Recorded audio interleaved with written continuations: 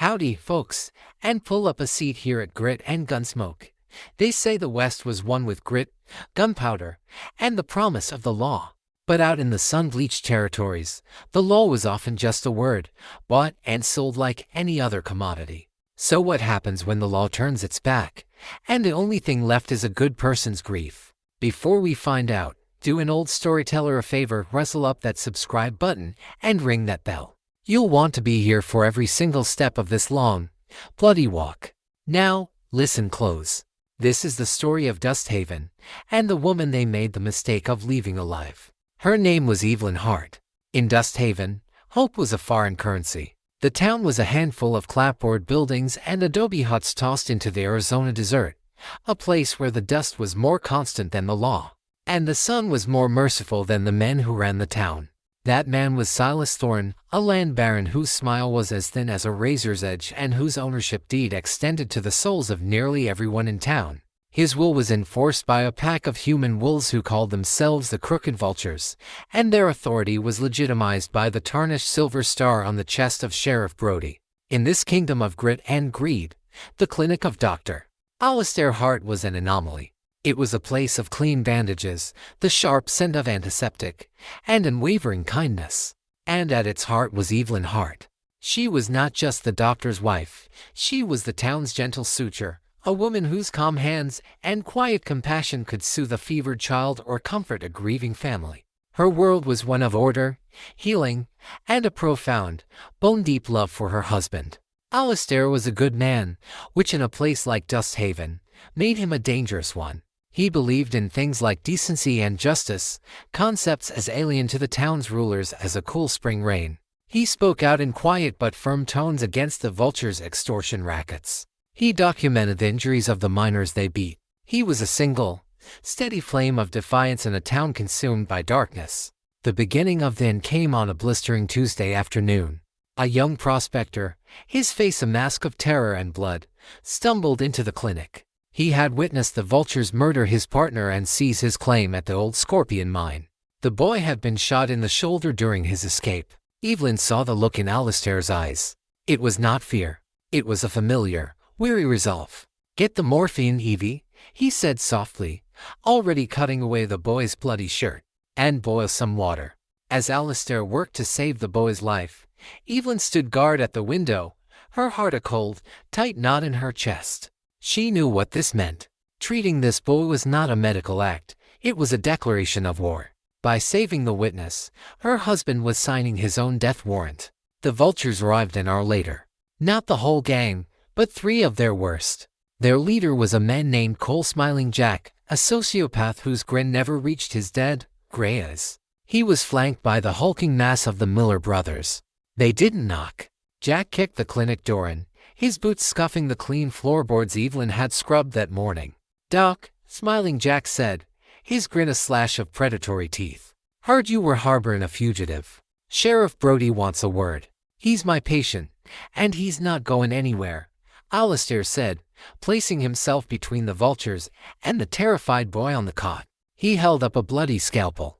"This is a house of healing. Get out." Evelyn's breath caught in her throat. She saw the flicker of amusement in Smiling Jack's eyes. He respected nothing, and a good man's courage was, to him, the most amusing joke of all. "That's a shame, Doc," he said, and his hand, a blur of motion, drew the Colt from his hip. The shot was deafening in the small room. Alistair was thrown backward as if by an invisible fist, a dark, blossoming stain appearing on his white shirt. He collapsed against his medicine cabinet, shattering glass vials, his eyes wide with a final, shocked surprise. He looked at Evelyn, a silent apology in his gaze, and then he was gone. Evelyn's scream was a raw, animal sound, a tearing of the soul. The Miller brothers grabbed her, their hands like iron bands on her arms, and dragged her out of the clinic, out of the ruins of her life, and into the harsh and forgiving sunlight of the town square. They threw her to the ground in front of the saloon. A crowd gathered, their faces a mixture of pity and a deeper, more chilling fear. This was a lesson. This was a public spectacle. Silas Thorne himself watched from the saloon's balcony, a drink in his hand, his face a mask of bored indifference. Smiling Jack stood over her. Sheriff Brody waddled up beside him, refusing to meet her eyes. Let this be a warning, Brody announced, his voice a pathetic, wheezing attempt at authority.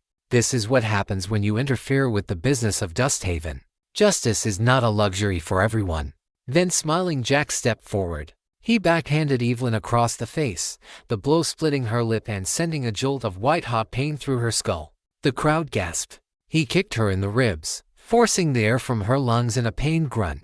Your husband was a fool, he sneered, kneeling down, his face inches from hers. He thought he could make a difference. All he did was get himself killed and you disgraced. He stood up and spat in the dust beside her head. We're letting you live. So you can remember this day. So you can remember what happens to people who talk too loud. Go home. Learn to be a quiet widow. They left her there, a broken, bleeding heap in the center of the town her husband had tried to save. No one came to help her. They were too afraid. They just stared, their eyes filled with a helpless shame. They were all prisoners, and she was a fresh exhibit in their cage. Slowly, painfully, Evelyn dragged herself to her feet. She looked at the faces in the crowd, at the shuttered windows, at the impassive face of Sheriff Brody. She looked up at Silas Thorne, who raised his glass in a mock toast before turning and disappearing back into the saloon. They thought they had broken her. They thought they had instilled in her the fear that kept this entire town in chains. They believed they were leaving a victim to weep and wither away in the shadows. They were wrong. As Evelyn limped back toward the clinic, toward the body of her husband, the tears of grief and pain stopped. The sobs caught in her throat. Something else was rising in their place, something cold and hard and utterly alien. It was a resolve forged in the crucible of absolute loss and profound injustice. They had warned her that justice wasn't for her. A fine sentiment. If she couldn't have the world's justice, she would simply have to create her own. They left her alive to be an example of fear. But they had miscalculated. They hadn't created a victim. They had forged a reckoning. Dusthaven forgot Evelyn Hart. A town built on fear has a short and selective memory. After she buried Alistair in a crude, shallow grave behind the ruins of their clinic, marked only by a simple wooden cross she fashioned herself, she simply vanished. The whispers in the saloon lasted a week. Some said she had walked out into the desert to die, her grief a shroud she pulled over her own head. Others, more cynically, guessed she had taken what little she had and caught a stagecoach east, fleeing the ghosts of her past. Silas Thorne and his vultures didn't care either way. She was gone, a loose end, neatly tied. But Evelyn did not die, and she did not flee. She walked north, away from the established trails, into the jagged and forgiving spine of the Dragon Mountains. In her pocket was a small, folded piece of oilskin, a map Alistair had drawn for her years ago, after a particularly nasty run-in with the vultures. If anything ever happens to me, Evie, he had said, his voice grave, if you have nowhere else to go, follow this. There are good people there. People the world has forgotten. It was a map born of his quiet defiance, a contingency for the day his goodness finally cost him everything. For Evelyn, it was now a lifeline. The journey was a new kind of hell. The desert had tried to break her spirit. The mountains tried to break her body. She was a soft-handed woman, as the townsfolk would say.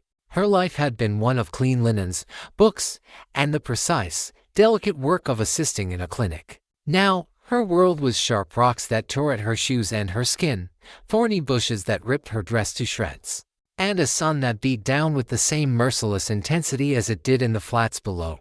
She ran out of the small amount of food she had packed on the second day. Thirst became her constant, tormenting companion. Several times, she collapsed, her body screaming for her to surrender, to simply lie down and let the wilderness claim her. But each time she closed her eyes, she saw not the peaceful release of death, but the smug, indifferent face of Silas Thorne and the dead-eyed grin of smiling Jack.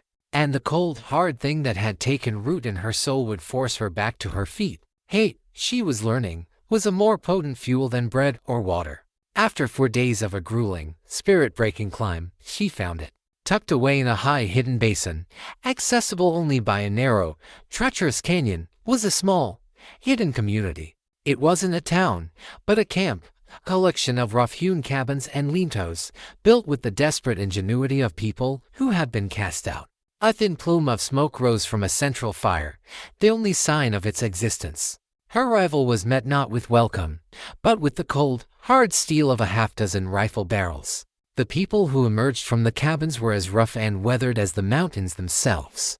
They were the forgotten ones Alistair had spoken of, miners whose claims had been stolen, ranchers whose homes had been burned, families who had refused to bow to Silas Thorne and had been driven into exile for their defiance. Their eyes held a deep, ingrained suspicion of all outsiders.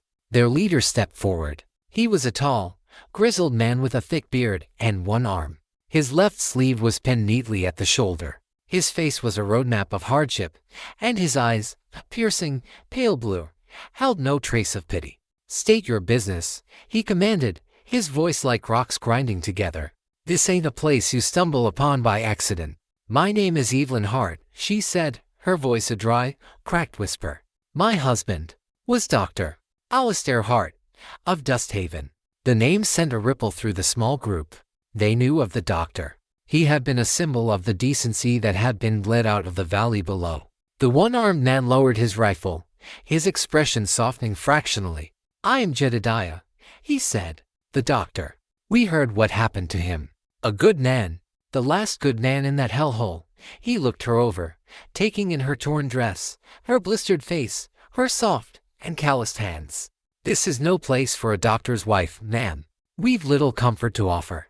"I haven't come for comfort," Evelyn said, and the words came from that new, hard place inside her. She met his gaze, and for the first time, he saw past the grieving widow and glimpsed the cold, burning resolve beneath. "I've come to learn. I want you to teach me how to fight." Jedediah stared at her, a long, assessing silence stretching between them. He had seen grief before. He had seen rage. But this was different. This was a calm, chilling purpose. He saw a woman who had already died and had been reborn as something else. "The lessons here are hard, Mrs. Hart," he said slowly. "They'll break you long before they build you up."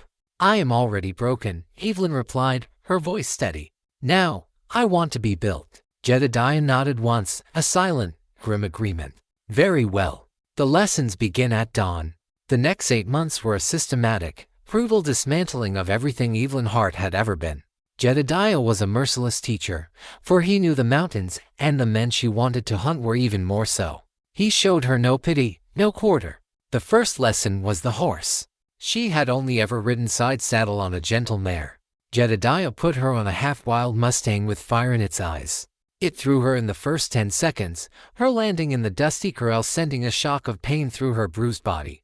"Get up," was all he said. She was thrown a dozen more times, her body becoming a canvas of bruises, until she learned to anticipate the animal's movements, to become a part of its rhythm, to command it not with force, but with a will as stubborn as its own. The second lesson was the gun. He didn't give her a lady's small derringer. He placed a heavy .44 caliber Remington revolver in her hand. The first time she fired it, the recoil ripped the gun from her grasp, and the noise was a physical blow. Her shot went wide, kicking up dust 20 feet from the tin can he had set as a target. "Again," he ordered. For weeks, she did nothing but shoot. Her hands became raw, her shoulder a permanent, deep purple bruise. He made her shoot until the weight of the gun was as familiar as her own hand, until the deafening roar was just a sound, until the act of cocking the hammer, aiming, and squeezing the trigger was a single, fluid thought. He taught her to hunt, not for sport, but for survival. He sent her into the wilderness with a knife and a water skin and told her to come back with dinner. She failed. She came back empty-handed, starved and humiliated. "The desert doesn't care if you're hungry," he told her. "It only rewards those who are smart and ruthless enough to take what they need." She learned to read tracks, to set snares, to kill and clean a rabbit with a cold, detached efficiency that would have horrified the woman she used to be. But the hardest lessons were for her soul. Jedediah was intentionally cruel, constantly chipping away at the doctor's wife. He would remind her of her husband's death, of her own beating, not to torment her, but to teach her to control the firestorm of her emotions. "Grief is a luxury," he told her one night as they sat by the fire. "It's a storm that blinds you. Anger is a fire that can cook your food or burn your whole camp down. You feel it. Good. Now, put it in a box. Make it a tool. Aim it. Don't let it aim you. The moment you pull that trigger out of rage is the moment you miss. You miss, you die. She learned to compartmentalize.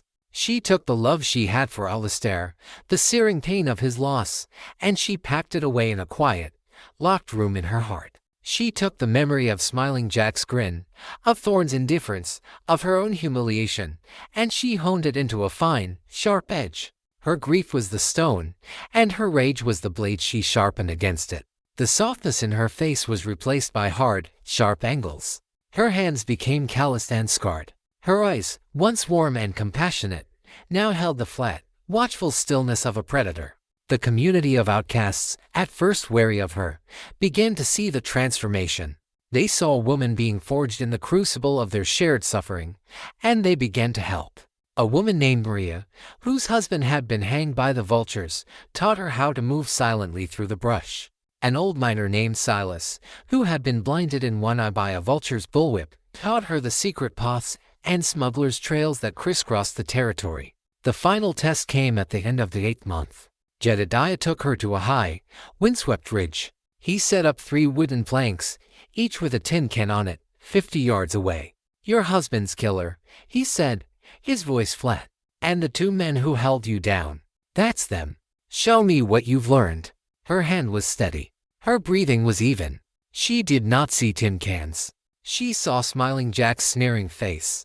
She saw the leering faces of the Miller brothers. She raised the pistol. The storm of her rage was there, but it was a cold storm now, a thing she controlled completely. She fired. The first can flew from its perch. She thumbed the hammer, shifted her aim, fired again. The second can vanished. A third time. The final can spun into the air. 3 shots, 3 hits, in less than 5 seconds. The silence that followed was broken only by the wind whistling over the ridge. Evelyn lowered the smoking pistol. She did not feel triumph. She did not feel satisfaction. She felt a profound, chilling calm. The forging was complete. The grieving widow was a ghost. The weapon was ready. Jedediah nodded slowly, a look of grim, paternal pride in his one good eye. He walked over and handed her a second Remington, a perfect match to her own, and a new, double-holster gun belt. "It's time," he said. "Go give him hell, daughter." Evelyn holstered the pistols, the twin weights of comfort on her hips. She looked down from the high lonesome of the mountains toward the dusty, hazy smudge on the horizon that was Dusthaven. She was not the same woman who had fled that town 8 months ago. She was its judgment, and she was coming home. Returning to the outskirts of Dusthaven was like visiting your own grave. The air, thick with dust and oppression, was the same, but Evelyn was a stranger in her own land. She moved not with the timid uncertainty of a grieving widow, but with the quiet, predatory confidence of a wolf returning to a flock it knew intimately. She was a ghost, cloaked in the shadows of a memory the town had already discarded. She did not ride into town. She made a cold, hidden camp in the rocky hills a few miles out, a place where she could watch the dusty roads leading in and out of her former home. For 2 days, she simply observed, her patience a weapon Jedediah had honed to a razor's edge. She was no longer a creature of impulse, she was a strategist. And her first move would not be a direct assault. It would be a message, written in the language of terror. Her first target was chosen with cold, deliberate calculation. Not Silas Thorne, not yet. Not even Smiling Jack. Her first target was Hank Miller, the younger of the 2 brutish brothers who had held her down in the square. He was the one who had held her right arm, his foul, whiskey-soaked breath on her face, his laughter a rumbling counterpoint to her pain. He was a perfect target, arrogant, stupid, and often tasked with the solitary job of collecting protection money from the few desperate ranchers and prospectors in the outlying canyons. He was a symbol of the vulture's casual brutality, and his isolation would make him vulnerable. Evelyn picked up his trail on the 3rd day, a set of fresh tracks leading away from town toward the sun-scorched canyons to the west. The hunt began. This was not to be a simple ambush. To simply shoot him from a distance would be a release, a mercy she was not inclined to grant. Her goal was not just to kill him, but to dismantle him, to make him feel the same helpless, creeping dread that the vultures had inflicted upon the entire valley. She was a phantom in the canyons. She moved along the high ridges, her buckskin clothes blending with the rock and sand, always keeping him in sight but remaining unseen. He rode with a careless arrogance, whistling a tuneless, off-key song, secure in his position at the top of the food chain. He had no idea that the chain had been broken, and that a new apex predator was now watching him. Her first move was against his horse. Waiting until he dismounted to collect from a terrified old prospector, Evelyn slipped down from the ridge. With a small, sharp piece of flint, she made a shallow, deliberate cut on the inside of the horse's back leg, not enough to permanently lame it, but enough to make it start favoring the leg, to slow it down, to make the journey an irritating struggle. Her second move was against his water. Later that day, as he rested in the shade of an overhang, she circled around and came up behind his position. While his attention was focused down the canyon, she crept to his horse and uncorked his canteen. She emptied half the water into the sand and, from a small leather pouch, added a pinch of dried dessert root, a non-lethal but potent herb Jedediah had shown her. It would bring on a feverish sweat and a gut-wrenching nausea within hours. She replaced the canteen, a silent, invisible saboteur. The rest of the day was a slow, cruel torment. Hank Miller's arrogance began to curdle into frustration, then into a gnawing unease. His horse was limping. The sun was a hammer, and the water he drank only seemed to make him feel worse, a fire starting in his belly, a cold sweat breaking out on his brow. The vast, empty silence of the canyons, once a sign of his dominion, now felt watchful and menacing. He started looking over his shoulder, his hand straying more and more often to the pistol on his hip. Evelyn watched it all, her expression as impassive as the rock she lay on. She felt his fear, not with empathy, but with a cold, clinical satisfaction. This was the overture to her symphony of vengeance. As the sun began to set, casting long, distorted shadows across the canyon floor, Hank Miller was a wreck. He was feverish, dehydrated, and leading his lame horse. His fear had blossomed into a palpable thing. It was then that Evelyn chose to reveal herself. She didn't call out. She simply appeared, stepping from behind a large boulder 50 yards ahead of him on the trail. She stood there, a tall, slim figure silhouetted against the dying sun, the twin Remingtons on her hips looking impossibly large and deadly. Hank stopped dead, his eyes widening in disbelief. He squinted, his fever-addled brain trying to process the impossible. He saw a woman in a duster and a wide-brimmed hat that shadowed her face. "Who the hell are you?" he croaked, his voice raw. "You know me, Hank," Evelyn said, and her voice, clear and cold, carried unnervingly in the still air. She took a step forward, and another, and as the shadows on her face shifted, he finally saw her. He saw the doctor's wife. His face went slack with a mixture of shock and supernatural terror.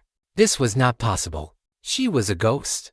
A weeping, broken thing he had laughed at months ago. But the woman standing before him was not broken. She was made of iron and ice. "Heart," he stammered. "You're supposed to be gone," she finished for him. "Broken. I was. But you and your friends are very good at teaching lessons. I just happen to be a very good student." His terror gave way to a snarling, cornered animal rage. He drew his pistol. His hand was shaking, his aim unsteady from the fever. He fired, the shot echoing wildly through the canyon, the bullet whining off a rock far to Evelyn's left. Evelyn did not even flinch. She simply drew one of her Remingtons, the motion fluid and economical. Her shot was not rushed. It was calm and deliberate. The bullet struck the pistol in Hank's hand, sending it spinning into the dust with a sharp, metallic clang. He yelped in pain and shock, staring at his numb, tingling fingers. He was disarmed. He was helpless. She walked toward him, holstering her pistol. She stopped a few feet away, her eyes as cold and unforgiving as the coming night. "Please," he begged, his bravado utterly gone, replaced by a pathetic, whimpering fear. "Please, don't kill me. Thorne will pay you anything you want. Your boss's money can't buy you a soul, Hank," Evelyn said, her voice a soft, chilling whisper. "And it can't buy you out of this. You held my arm. You laughed." She did not give him the mercy of a quick death. She took the rope from his own saddle. She bound his hands and feet. She set him down with his back against a large boulder, facing the trail that led back to Dust Haven, a town he would never see again. She took his canteen and poured the last of the water onto the sand in front of him. "You like the dessert, Hank," she said, her voice devoid of all emotion. "You've ruled it for a long time. Now, you can become a permanent part of it. She looked up at the sky, where the first of the buzzards was beginning to circle, drawn by the scent of a dying animal. From a small pouch, she took a single, black feather plucked from a vulture she had shot for practice in the mountains. She placed it squarely on his chest. "A gift," she said, "from one vulture to another." She turned and walked away, disappearing back into the shadows of the canyon. She did not look back. She didn't need to. His terrified, desperate screams followed her for a time, growing fainter and fainter, until they were finally swallowed by the vast, indifferent silence of the desert. The message had been sent. The discovery of Hank Miller's desiccated corpse a week later sent a shockwave of fear through the crooked vultures. It wasn't the death itself, violence was their trade. It was the manner of it. The silent, almost surgical cruelty. The theatricality of the single black feather. It wasn't the work of a rival gang or a disgruntled prospector. It felt personal. It felt like the work of a ghost.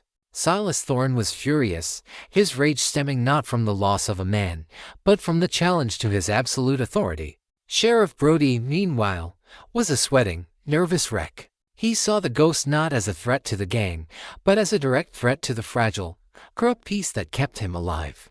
Evelyn, from her hidden camp, watched the town's reaction.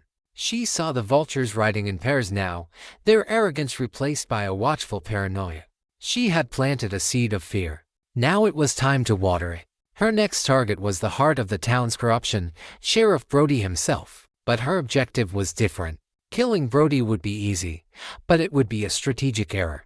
A dead lawman, no matter how corrupt, would bring in outside attention territorial marshals, maybe even the army. That would disrupt her carefully laid plans. Her goal was not to kill Brody, but to break him, to neutralize him, to turn him from Thorne's pawn into a terrified, useless liability. She needed to steal his power, and she knew that for a weak man like Brody, his true power didn't lie in his gun or his badge, but in the secrets he kept. For 2 nights, Evelyn scouted the sheriff's office.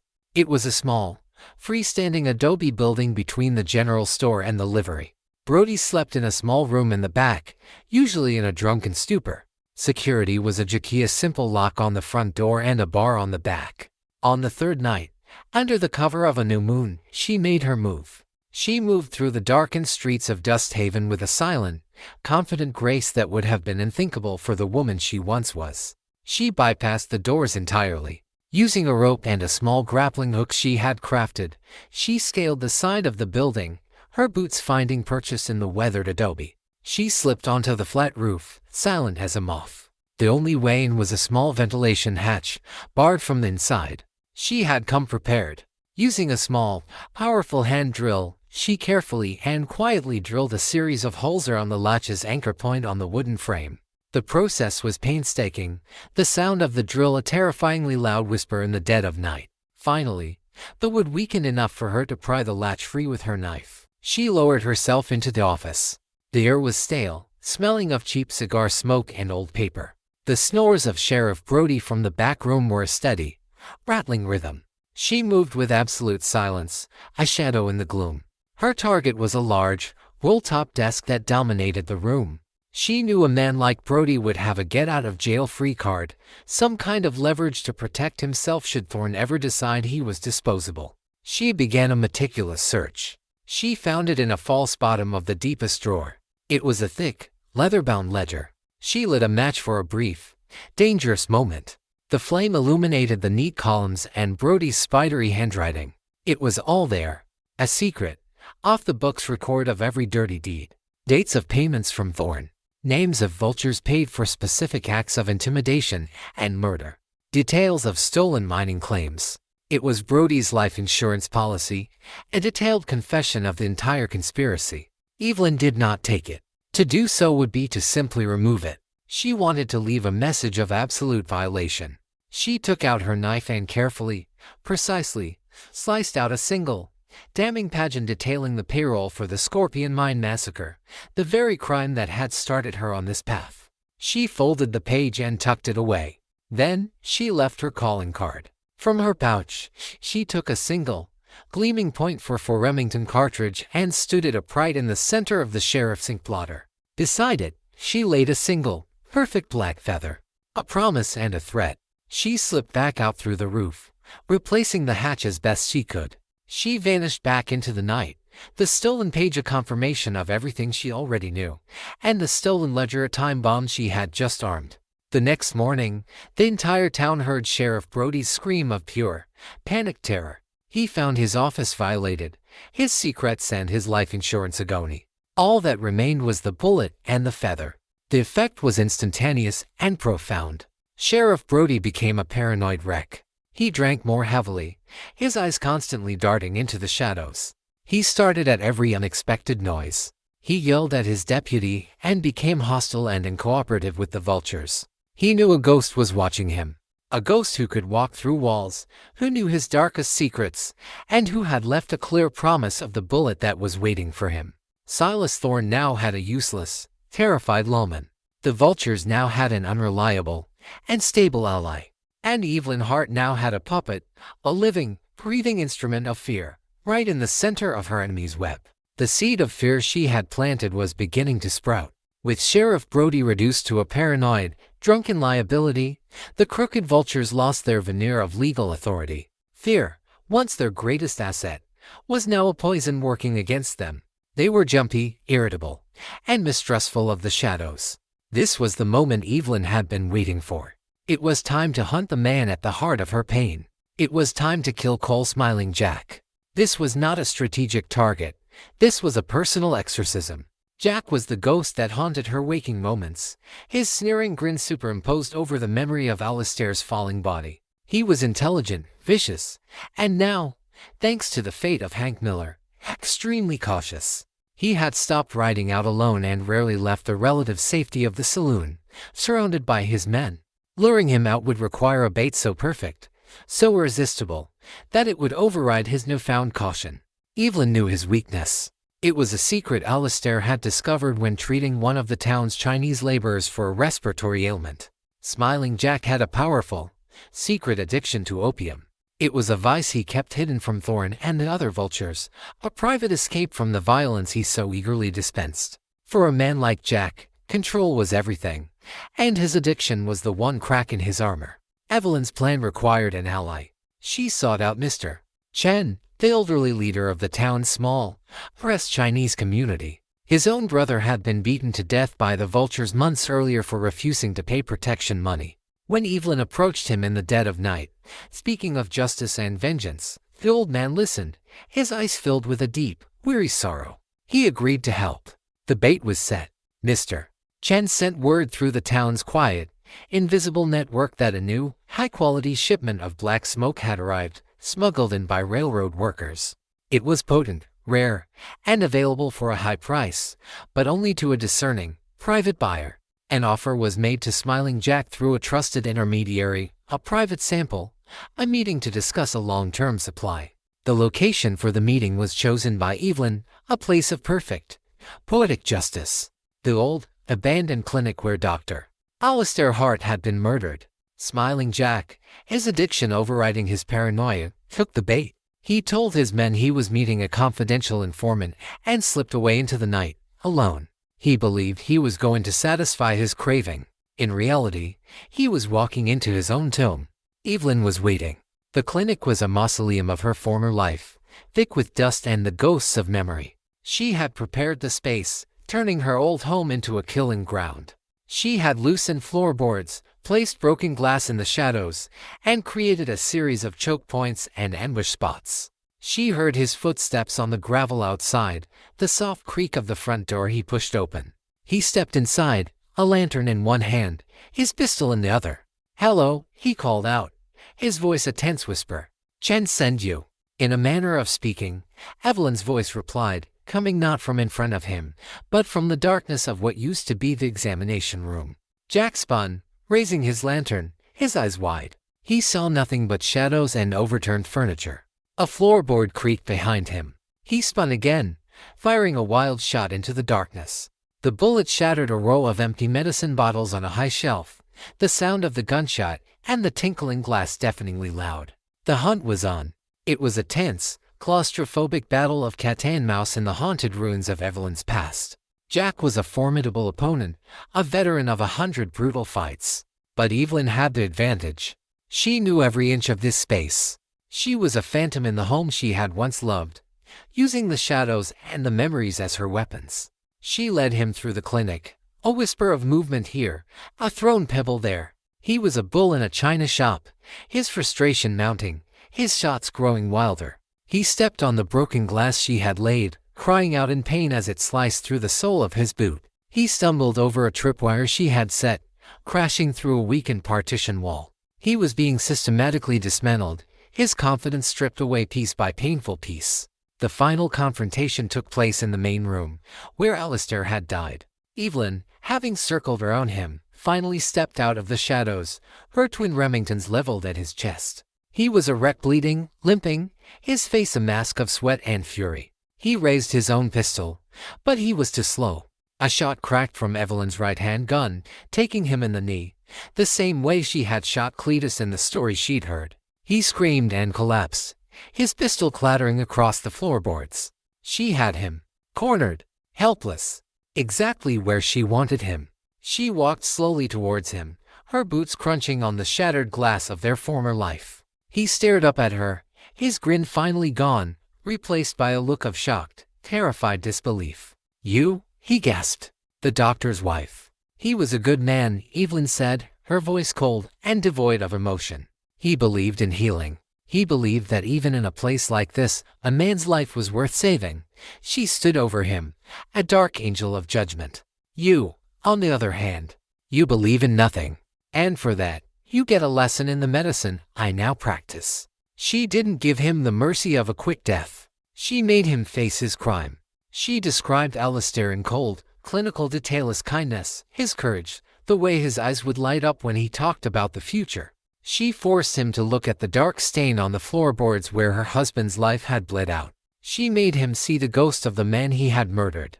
"This was his house," she said, her voice a chilling whisper. "And this is his justice." Her second pistol roared. The shot was final. She stood there in the ringing silence, the smell of gunpowder a harsh incense in the ruined sanctuary of her past. She gently nudged his body with her boot, rolling him over so he lay in the exact spot where Alistair had fallen. From her pouch, she took a single black feather and carefully placed it between the lips of his now silent and smiling mouth.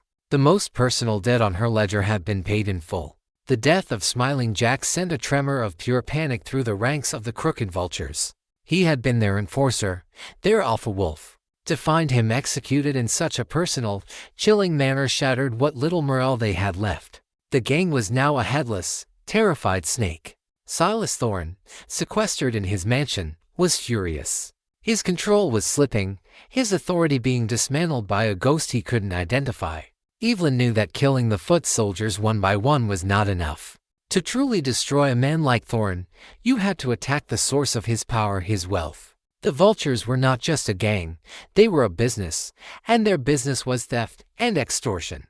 Evelyn decided it was time to put them out of business for good. From her allies in the mountains, Jedediah's network of forgotten people, she learned of the vultures' biggest plan score to date. The U.S. Army was transporting a massive payroll, a chest filled with gold coin for the soldiers at Fort Huachuca. The wagon was heavily guarded, but the vultures, desperate for a big payday to restore their reputation and fill Thorne's coffers, were planning to ambush it in a narrow pass in the Whetstone Mountains known as Diablo's Spine. Evelyn's objective was simple: ensure the robbery failed. She was not interested in the gold. She was interested in the chaos. This was not a mission for a lone gunslinger, it was a mission for a guerrilla tactician. She rode to Diablo's Spine 2 days before the payroll was due to pass. The pass was a perfect ambush spot, a narrow, winding canyon with high walls. But its strengths were also its weaknesses. Evelyn spent a full day preparing the canyon, not for an ambush, but to prevent one. She found a high and stable rock formation overlooking the narrowest part of the pass. Using a miner's pick and a crowbar, tools provided by the ex-prospectors in Jedediah's camp, painstakingly weakened the rock face, creating the conditions for a significant rock slide. She laid a small, carefully placed dynamite charge with a long fuse that she could light from a safe distance. Her plan was not to fight the vultures directly. It was to use their own greed and the landscape against them. On the day of the planned robbery, she was in position, hidden on a high ledge overlooking the pass. She watched as the vultures, a dozen jumpy and irritable men now led by the remaining Miller brother, took up their own ambush positions. An hour later, the army payroll wagon rumbled into view, escorted by a full squad of 10 cavalrymen, rifles at the ready. Just as the vultures were preparing to spring their trap, Evelyn lit her fuse. The explosion was not massive, but it was precise. It was enough to send the weakened rock face crashing down into the pass. A river of rock and dust cascaded into the narrow canyon, completely blocking the trail between the payroll wagon and the hidden vultures. The path was sealed. The army escort, instantly on high alert, formed a defensive circle around the wagon, their rifles aimed at the canyon walls. The vultures were now cut off from their prize. But Evelyn wasn't done. From her position, she began her campaign of psychological warfare. Using a large, polished piece of tin, she flashed the sun's glare into the eyes of the vultures, mimicking the glint of a sniper's scope from the far side of the canyon. Then, from a different position, she fired a single shot from a rifle. The bullet aimed not to hit anyone, but to ricochet off the rocks above their heads with a terrifying whine. She had her mountain allies, positioned miles away, light a series of small, smoky fires, creating the illusion of a much larger force signaling to each other. The effect on the already paranoid vultures was devastating. Cut off from their target, disoriented by the rock slide, and now believing they were riding into a counter-ambush by a large, organized force, they broke. The remaining Miller brothers shouted a few panicked, contradictory orders, and then the gang dissolved. They scrambled for their horses and fled, a disorganized rabble, convinced they had narrowly escaped a massacre. Evelyn watched them go, a grim satisfaction on her face. The payroll wagon, its route blocked, eventually turned around and headed back, its gold safe. The robbery had failed spectacularly. Silas Thorne would get no money. The crooked vultures had not only failed, but they had proven themselves to be incompetent, cowardly fools. Their reputation, the final currency of any outlaw gang, was in tatters. Evelyn had cut Thorne's purse strings without firing a single lethal shot. The failed payroll robbery was the final humiliation. Silas Thorne's empire in Dust Haven was crumbling. His gang was a laughingstock, his sheriff was a useless drunk, and his authority was being systematically destroyed by a phantom he couldn't see or fight. Thorne was a man who believed money could solve any problem, so he did what rich, desperate men have always done. He opened his wallet and hired monsters. Word was sent to the territorial capital. 3 men rode into Dust Haven a week later, and their rivals silenced the town in a way the vultures never could. They were the Hollister brothers Cain, Abel, and Seth. They were not common thugs. They were legendary bounty hunters, man-trackers whose skills were spoken of in hushed, fearful tones from the border to the basin. They were known for their relentless, almost supernatural ability to find anyone, and for the utter lack of mercy they showed when they did. They were Thorne's hounds, let loose to hunt his ghost. The moment they arrived, the entire dynamic of the story shifted. For the first time, Evelyn Hart was no longer the hunter. She was the hunted. From her camp, she watched them. They were professionals. They didn't drink or swagger. They moved with a quiet, deadly purpose. Cain, the eldest, was the leader, his eyes missing nothing.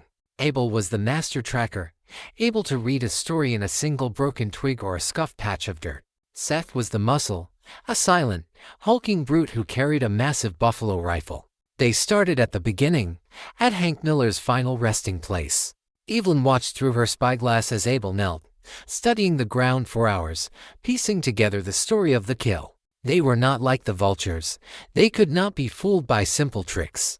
They were relentless and intelligent. They picked up her trail.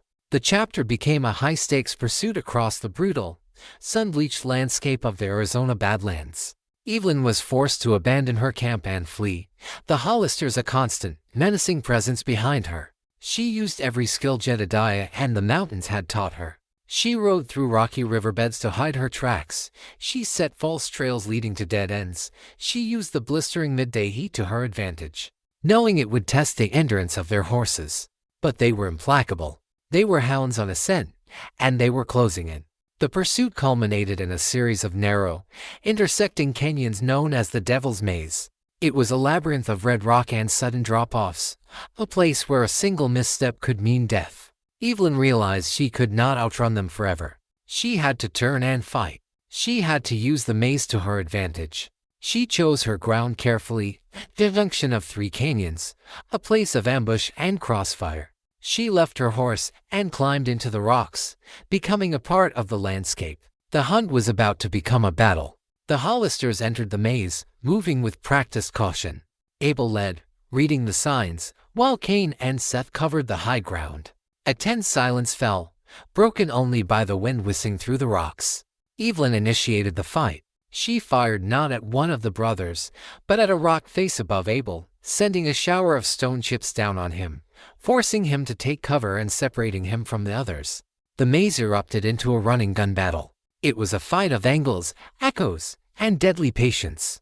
Evelyn was one gun against three, but she was fighting on her own terms. She would fire a single shot from one position, then melt back into the rocks, only to reappear in another spot, making her presence feel larger, more unpredictable. She managed to wound Seth, a shot to the leg that slowed the big man down. But Cain, the leader, was her equal. He anticipated her movements, trying to trap her, to flush her out into a kill zone. The climax of the fight came at a narrow choke point. Evelyn, cornered, was forced into a direct, desperate firefight with Cain, while Abel tried to flank her. It was a storm of lead and ricochets. She was pushed to the absolute limit of her skill and endurance. In the end, she survived through a combination of sheer will and brutal ingenuity. She used her last bullet to trigger a small rock slide, separating her from Cain for a precious few seconds. In that moment, she dealt with the flanking Abel, a quick, close-quarters exchange that left him dead. Wounded and bleeding from a graze on her arm, she faced down the last two brothers. Cain and Seth, seeing their brother fall and with one of them wounded, made a calculated, professional decision. The price of this bounty had just become too high. They retrieved their brother's body and retreated, leaving Evelyn battered, bleeding, but alive, in the silent maze. She had survived. She had faced the best guns thorns money could buy, and she had won. She stood alone in the devil's maze, leaning against the red rock, the setting sun casting her long shadow behind her. She had been tested by the best, and she had proven that the ghost of Dusthaven was more than a match for the hounds of hell. News, like water in the desert, finds a way to travel.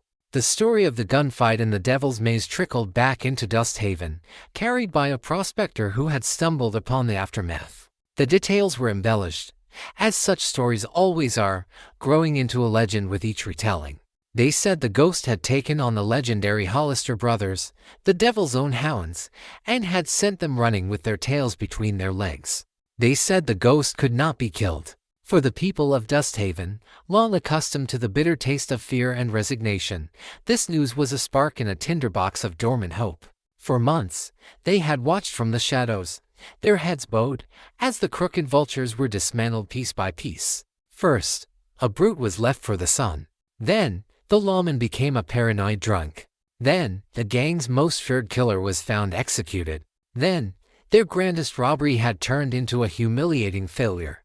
Now, the deadliest bounty hunters in the territory had been defeated. The monolithic, unshakable power of Silas Thorne and his gang was not just cracked, it was shattering. And in those cracks, a fragile, tentative courage began to grow. Evelyn, recovering from her wounds in a new, hidden camp, was unaware of the profound change she had inspired. Her war had always been a solitary one, a crusade fought in the lonely wilderness of her own grief. She had never asked for help, and she had never expected it. She believed she was utterly alone. The first sign that she was wrong came in the form of a burlap sack left at the entrance of the canyon where she was hiding. Inside was a loaf of freshly baked bread, a piece of smoked venison, a clean bandage, and a small pouch of .44 caliber cartridges. There was no note. It was a silent, anonymous offering, a gesture of support from a shadow. She was being watched. Not by an enemy, but by an ally. The acts of quiet, deniable rebellion began to ripple through Dusthaven. They were small, almost imperceptible at first, but they were a sea change in the town's atmosphere of fear. Mr. Henderson, the owner of the general store, who had for years been forced to give the vultures credit they never repaid, had a sudden and unfortunate accident in his storeroom. A large barrel of molasses tipped over, ruining a crate of expensive cigars Thorne had ordered. Terribly clumsy of me, Henderson explained to the enraged vulture sent to collect them, his face a mask of false apology. Jed, the blacksmith, a man whose quiet strength had been beaten into a sullen silence, had a similar run of bad luck. The horse of a vulture who was known for his particular cruelty to animals threw a shoe. When the man brought the horse to be reshod, Jed worked with a frustrating, deliberate slowness. An hour later, as the vulture rode out of town, the horse went lame again. Poor quality iron these days, Jed grunted to the fuming outlaw. Can't trust the steel. The most significant acts came from the most invisible members of the community.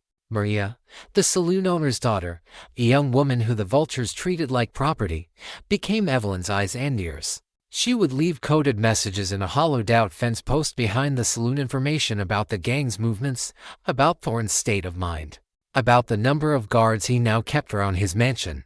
It was a risk that could cost her her life, but it was a risk she now seemed willing to take. Even the children played a role. A group of street urchins, who had once scattered like mice whenever a vulture walked by, now engaged in a subtle campaign of harassment.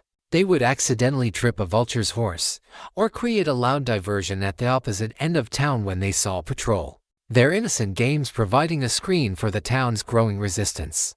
Evelyn, who had started her quest as a solitary avenger, now found herself at the center of a quiet, burgeoning insurgency. She was no longer just a ghost driven by vengeance.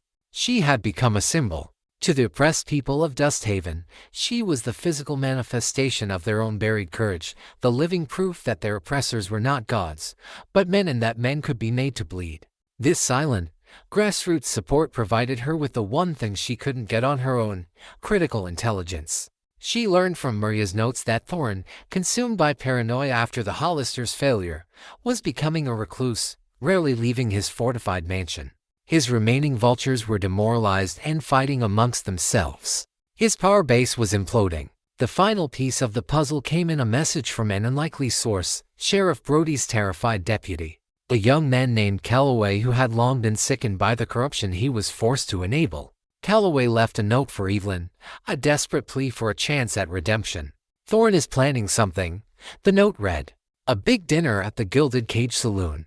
He summoned all his remaining men and his business associates. He calls it a loyalty dinner, but it's a purge. He means to find the ghost or hang someone in their place. He'll have the place guarded like a fortress. It's happening in 3 nights. Evelyn read the note, the flickering light of her small campfire dancing in her cold, determined eyes. A purge. A loyalty dinner. Thorne was trying to consolidate his power, to put his crumbling empire back together in one room. He believed he was setting a trap. He had no idea that he was, in fact, gathering all the remaining pieces of her ledger in one convenient place. She looked out from the darkness of the hills toward the faint, flickering lights of the town. She had started this war alone, fueled by nothing but her own pain. But now, as she planned her final, bloody move, she knew she had an army at her back. A silent army of blacksmiths, shopkeepers, and saloon girls. An army of the forgotten and the oppressed. An army that was finally ready to awaken. The ghost of Dusthaven was about to lead a revolution. The night of the loyalty dinner descended upon Dusthaven like a shroud. A tense and natural silence replaced the usual drunken noise from the Gilded Cage Saloon. Silas Thorne had turned the saloon into his personal fortress. Armed guards, the last of his loyal vultures, stood at the front and back doors, their faces grim and wary, their shotguns held at the ready.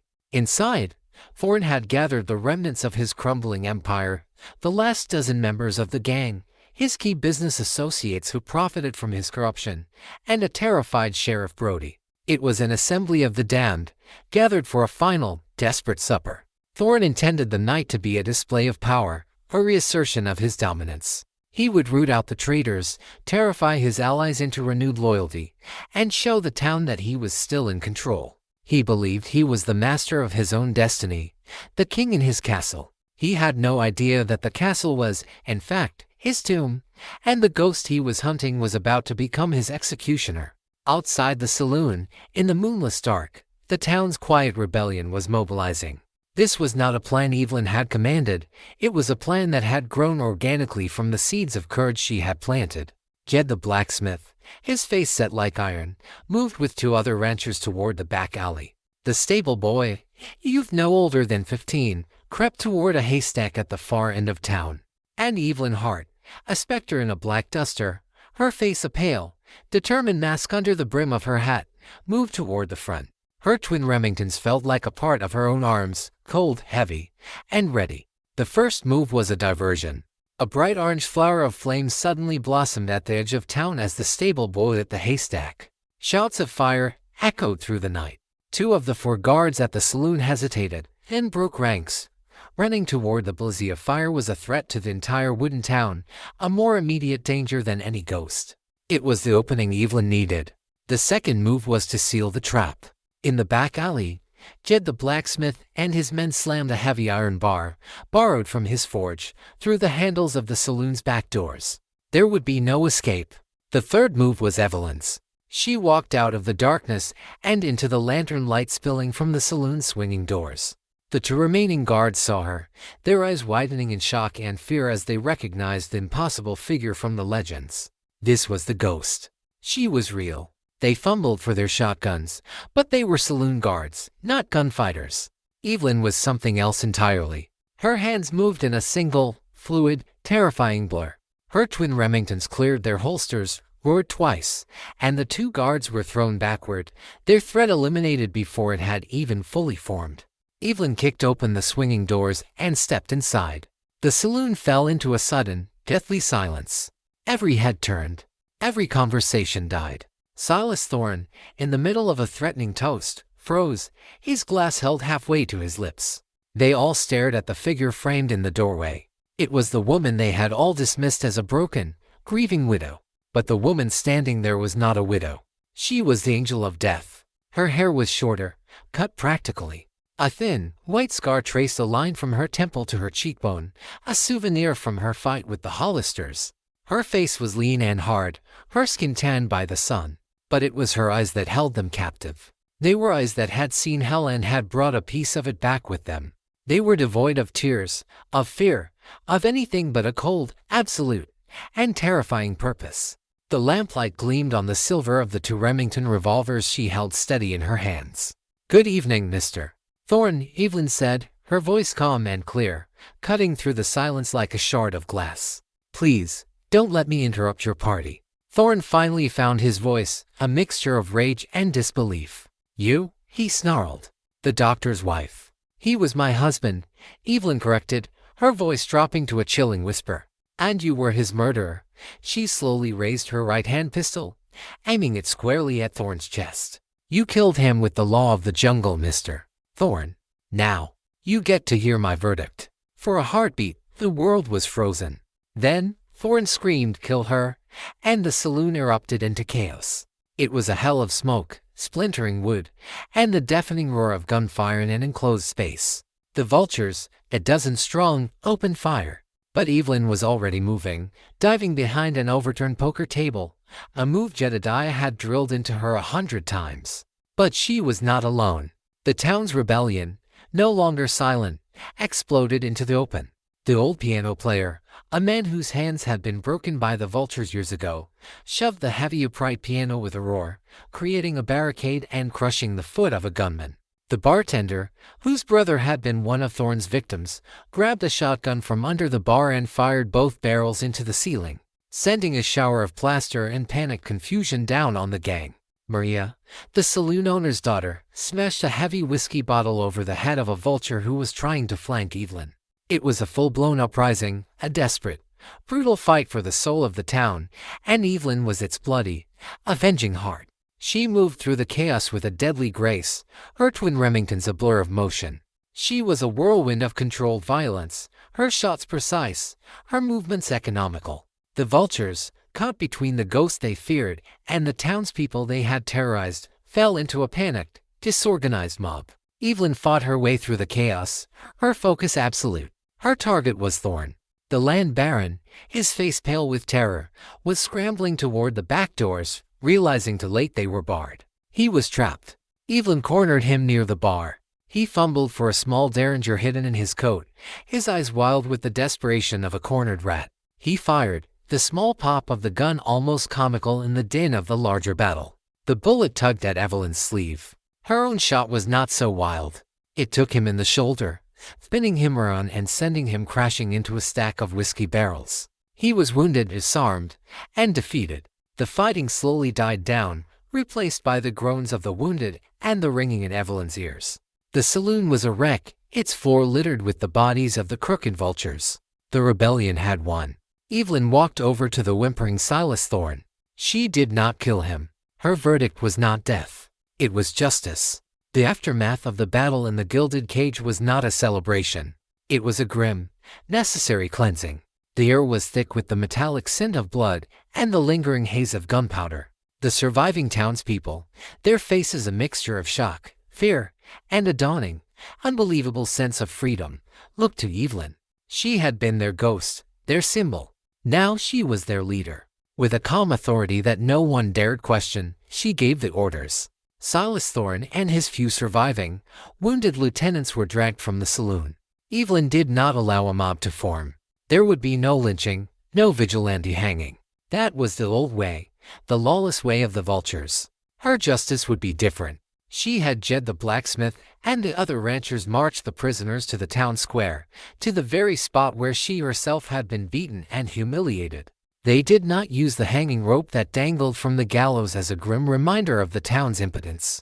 They were stripped of their guns, their fine coats, and their power, left to face the cold, hard judgment of the dawn and the eyes of the people they had tormented for so long. Evelyn did not speak. Her actions spoke for her.